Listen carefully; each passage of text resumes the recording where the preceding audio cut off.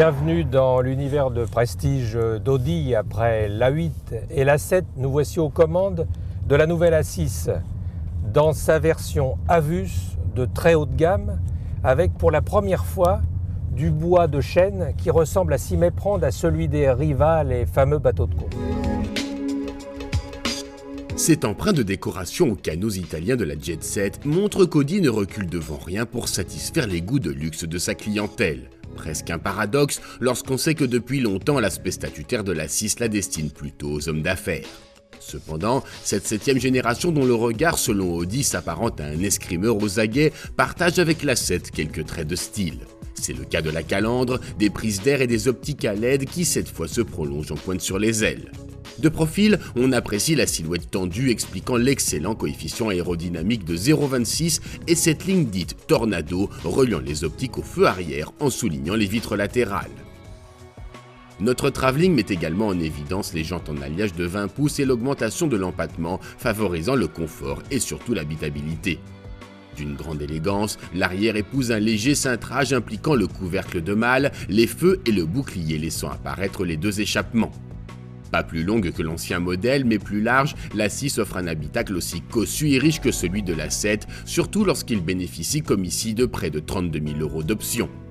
Le raffinement technologique touche même le multimédia via l'écran escamotable, le pavé tactile et la souris MMI, les 8 entrées Wi-Fi et les mini-haut-parleurs de la fabuleuse chaîne Bang & Olufsen, poussant comme des champignons au démarrage de la voiture. Abritant au choix 7 moteurs, 4 diesel et 3 essence, tous plus puissants et sobres, l'A6 dans sa version 3 litres TDI 245 chevaux à transmission intégrale quattro s'auto-limite à 250 km/h. Elle atteint les 100 km/h en 6,1 secondes et ne consomme en usage courant que 9 à 11 litres, les rejets de CO2 se limitant à 158 grammes. Le secret de ces chiffres flatteurs se trouve entre autres dans un programme d'allègement majeur de 80 kg par rapport à l'ancien modèle. C'est d'autant plus remarquable qu'Audi multiplie peut-être à l'excès les aides à la conduite toujours coûteuses en poids.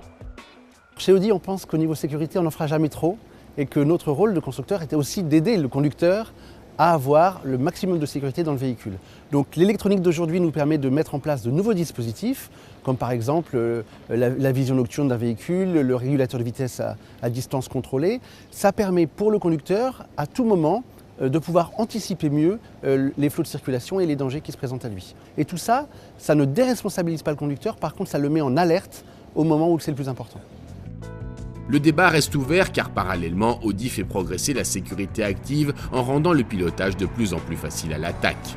Nous avons eu l'occasion de le vérifier sur les lacets des contreforts de la Sicile. Nantis, de la suspension pneumatique et du différentiel sport du système quattro, notre 3 litres TDI s'est montré prévenante et efficace, la boîte S-tronique permettant de tirer parti du 6 cylindres TDI.